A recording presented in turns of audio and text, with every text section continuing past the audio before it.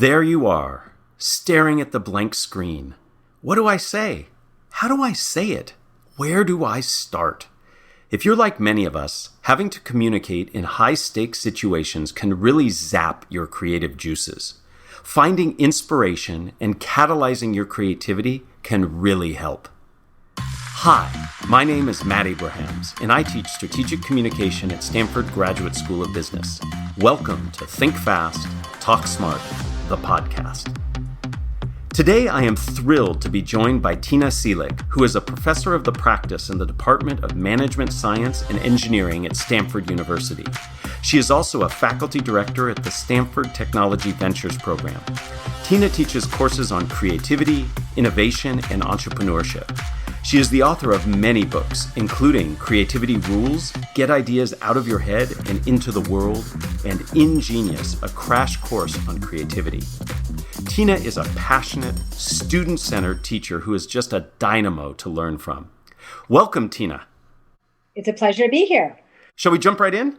You bet. How can people develop a more creative, innovative approach to their communication?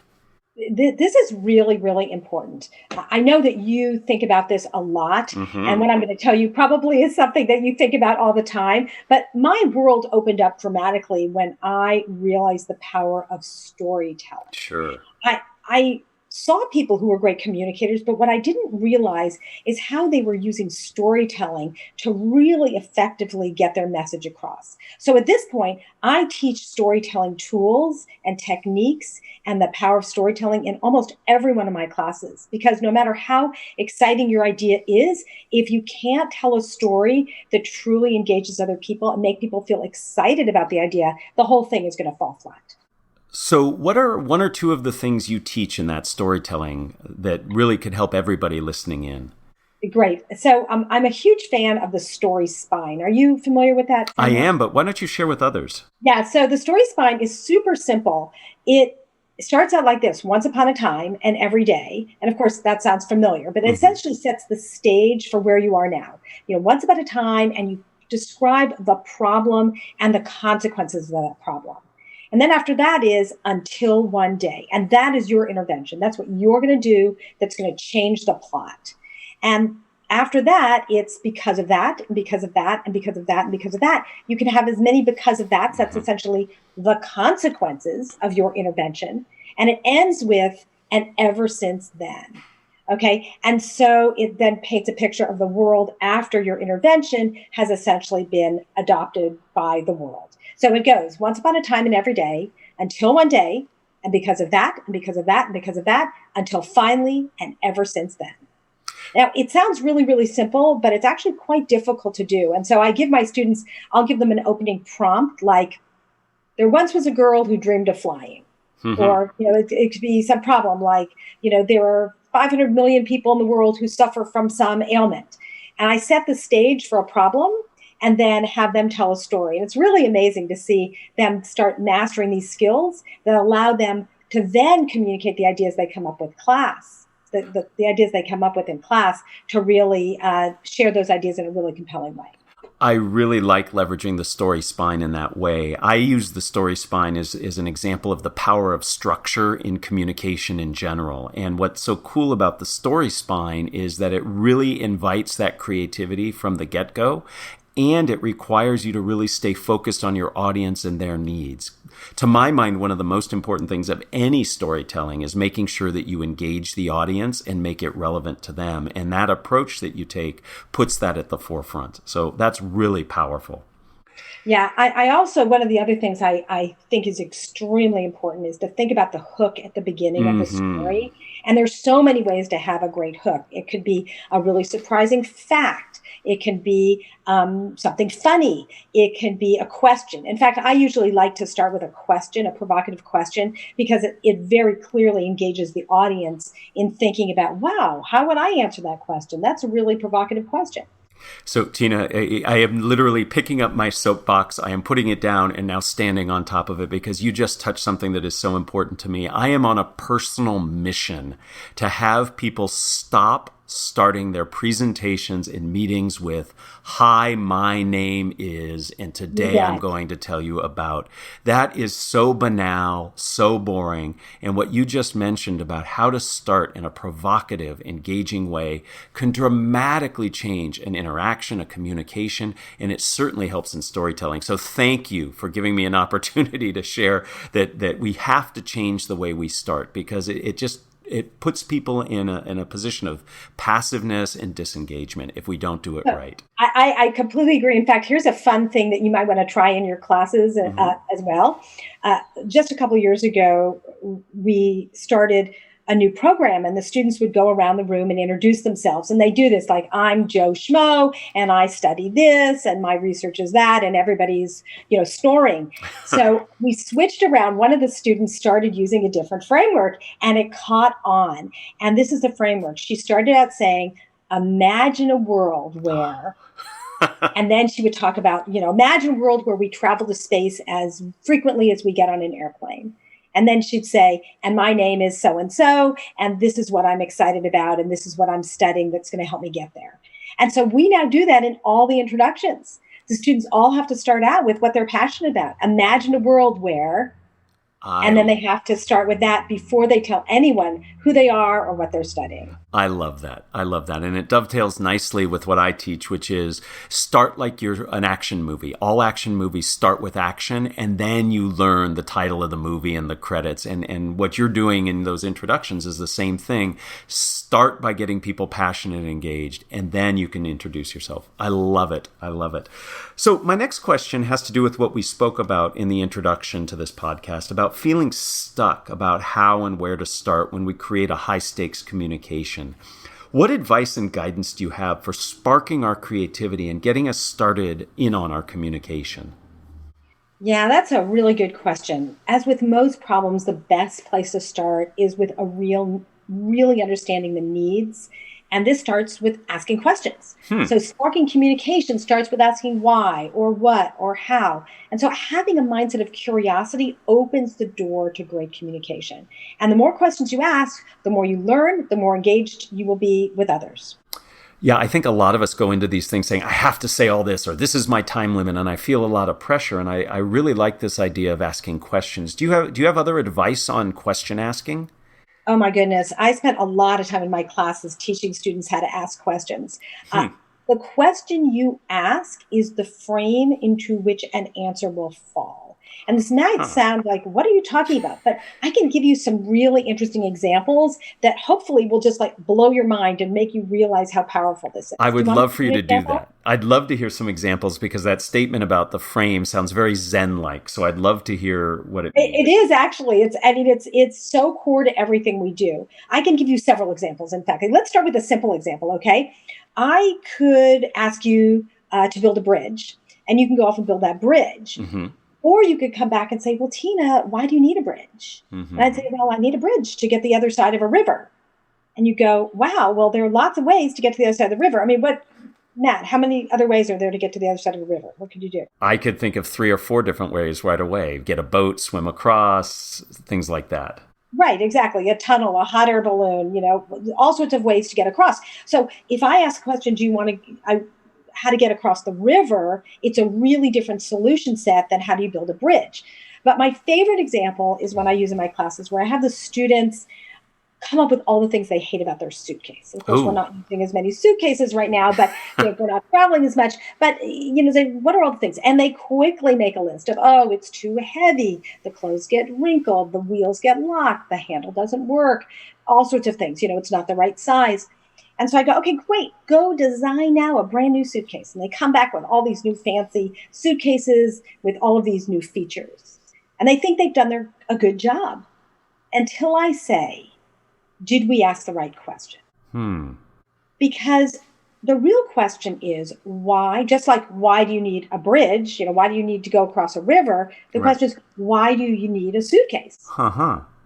The initial answer, people think I'm just being flippant, and they go, well, to carry my stuff.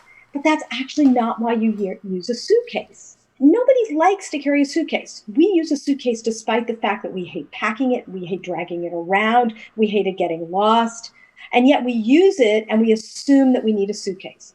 But the real reason, when you start going down that rabbit hole, you start realizing the real reason you use a suitcase is to have the things you need at your destination. Mm-hmm. Sure. So how might you solve that problem? And they look at me and go, well, that's kind of interesting. How might I solve that problem? And I urge them to think not just today, but what could you do in 5 years or 10 years or 50 years to solve this problem? So you could say, well, what if I had 3D printed clothes? Uh-huh. And so essentially my closet, had a virtual closet in the cloud. So when I get to my destination, I go, gosh, I really wish I had a jacket. I'm going to print out my down jacket. Or, gosh, I really wish I had hiking boots, and I print them out. And at the end of your trip, you kind of melt them back down. They go back up in the cloud. Or maybe there's Airbnb for clothes, right? You go somewhere and you rent all your clothes and then you give them back. Or maybe your suitcase, maybe you have one suitcase that travels around the world independent of you. And you just go online and say, suitcase, go to Paris. Suitcase, go to Rome. And it tells you. So the fact is that you need to question the questions you ask. And this is one of the most powerful things you can do to unlock really, really innovative solutions. Well, first, I'd love to live in that reality because I hate schlepping suitcases. But second, the idea that we have to question our questions to spark creativity can help in not just creating communication, but I think in lots of facets of our life. Thank you for sharing that. As you've just demonstrated, you're a master teacher, and I know you have embraced virtual teaching, as many of us are having to do. Can you share best practices you've developed that can help all of us as we communicate more and more remotely? You bet. I think about this a lot. It is a really different learning environment, and a virtual classroom is quite different than an in-person class. Mm-hmm. I'm trying to figure out, how do I make that experience as powerful as possible for the students? And one of the first things you have to think about is setting the stage, right? And when you go into a classroom, and it's one of the reasons I teach at the D School, is that the space is so great and I can set the stage for a class. But since I can't do that online, how can I set the stage? And so I do it in a number of different ways. One is I always start my classes off playing music. And I play some upbeat music so that everyone starts out actually sort of like dancing. Everyone's bopping around before we start the class. It sets the stage. It sort of allows us to know we're now moving into the classroom, and then we turn off the music, we start.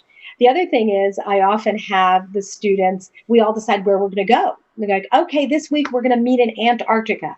And everybody changes their backdrop to a picture from Antarctica. Yeah. Or we're going to go to New Zealand. And so there's just a fun way of getting everyone in the space, and you sort of set the stage, the fact that you're together, you've all listened to the same music, you have the same background, and you're now ready to dive in.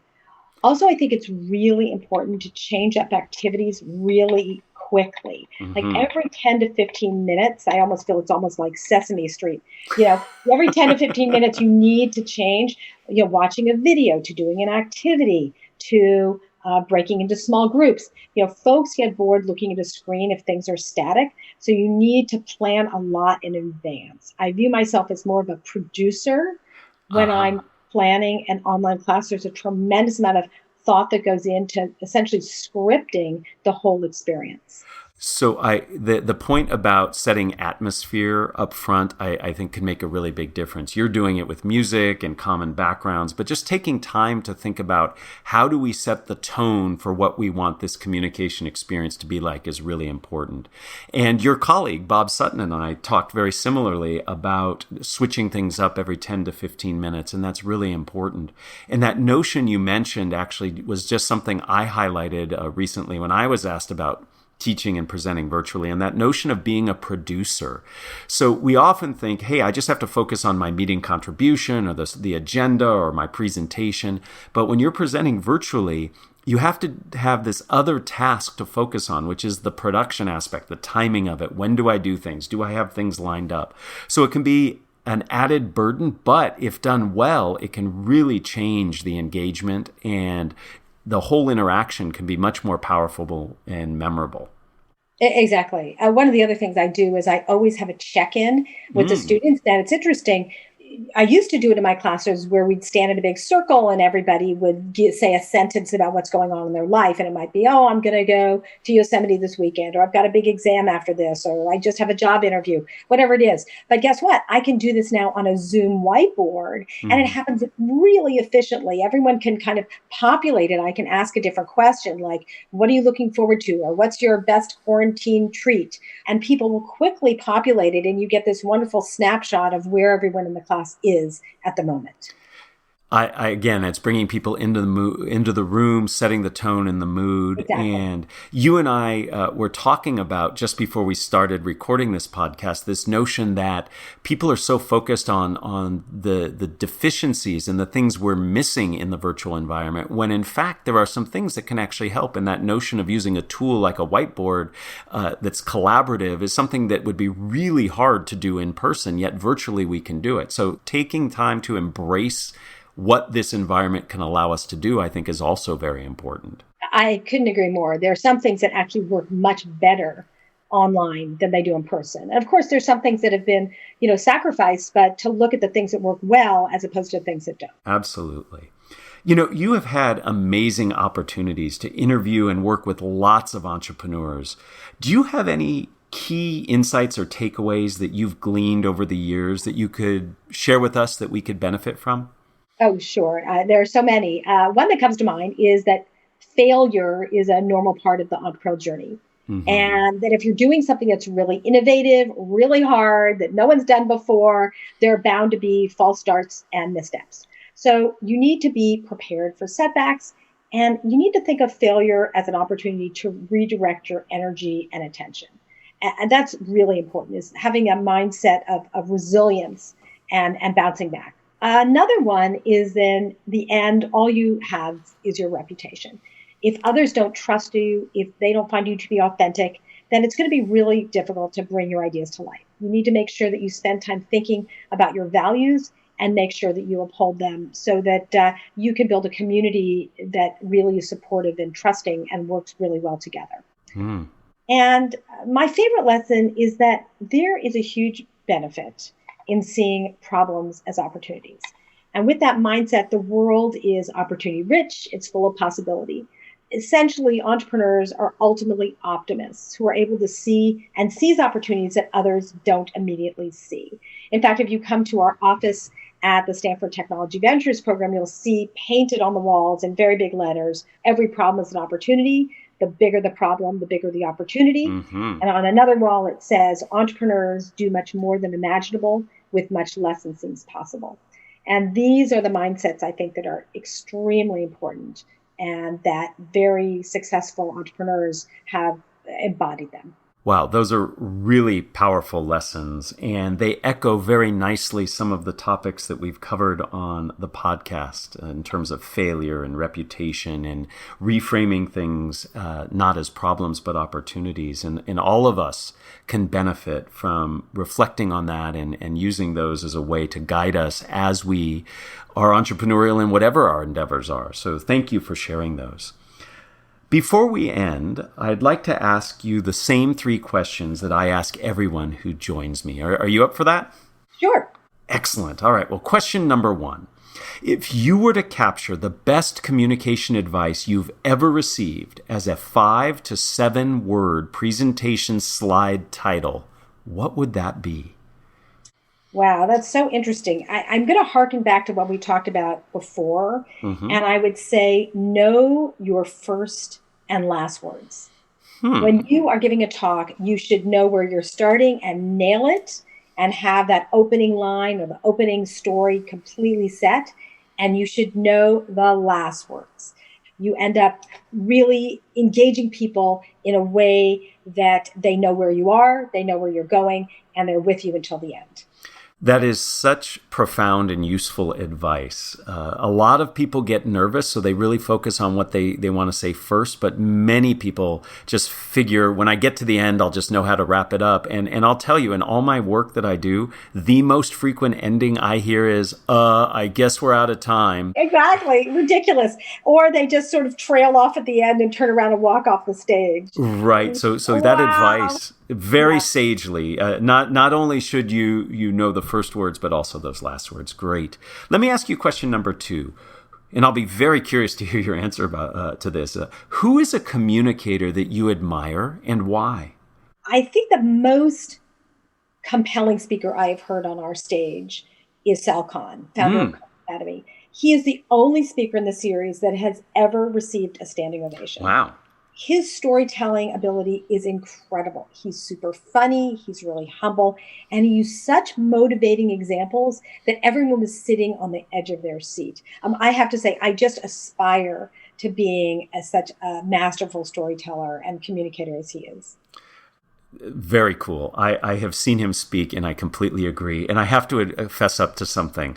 He actually exercises at the same gym that I belong to, and I have wanted to go up to him, but I am way too intimidated. So, he's so humble. You should just go say hello. But I'm often really sweaty anyway. But no, he's a great speaker and a great guy. I told you to do it. Okay, I'll say Tina told me, and I've learned in my life, Tina, that if I follow your advice, good things happen. So thank you.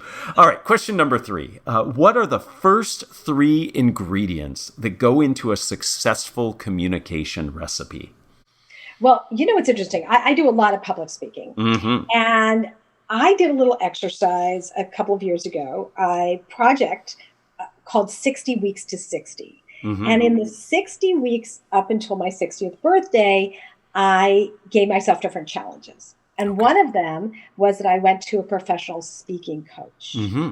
And she was amazing. She watched videos of my talking. And some of the most important things I learned from her were to stand tall, just hold the space. Sometimes, there's a tendency to want to rush through what you're saying and to kind of feel like somehow you're taking up people's time, but they're there to hear you. So you want to stand tall, slow down, and tell a story. Those 3 bits of advice are fantastic, helpful, and direct. And many people, if they were to take time to watch their videos and have others give them feedback, would note exactly what you learned, that these are things that we often don't do, and yet they make a big difference. Stand tall, slow down, tell a story. Great advice. And Tina, the whole conversation was fantastic. Your insights and ideas about creativity and communication were spot on, very helpful, and everyone listening can benefit from taking the bits of advice you shared into practice and really thinking about how they themselves can be both creative and innovative. Thank you so much. Thank you. It's been a pleasure. Thank you for listening to Think Fast, Talk Smart, the podcast. To learn more, go to gsb.stanford.edu. Please download other episodes wherever you find your podcasts.